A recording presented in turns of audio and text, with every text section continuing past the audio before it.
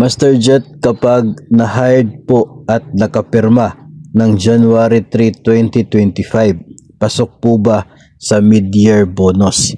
No, so ito mga bagong hired na personnel ng gobyerno, kung January 3, 2025 yung date ng appointment na nakalagay, no, yung doon po sa natanggap ninyo na appointment from your agency, kung January 3 ang nakasulat po doon, so aabot po ng 4 months yung service mo for this year until May 15. January 3, so by May 3, 4 months in service ka na. Then, yung counting po niyan doon sa requirement ng guidelines ng mid-year bonus ay hanggang May 15.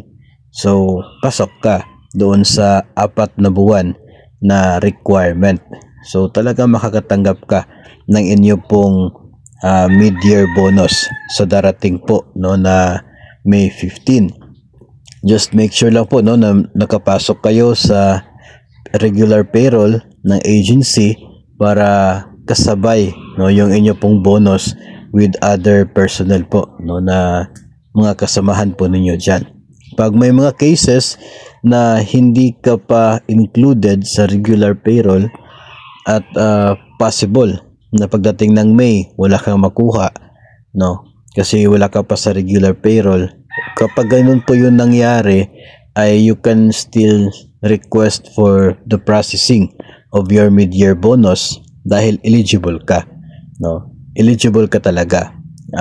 So pasok po yun, no, doon po 1 buwan na basic salary po. Sayang naman kung hindi po ninyo i-process, no. May mga cases kasi na ganyan, pag hindi pa napasali sa regular payroll ay hindi rin magpasali doon sa release ng bonus together with all of the regular personnel. So yun na lamang po yung gawin.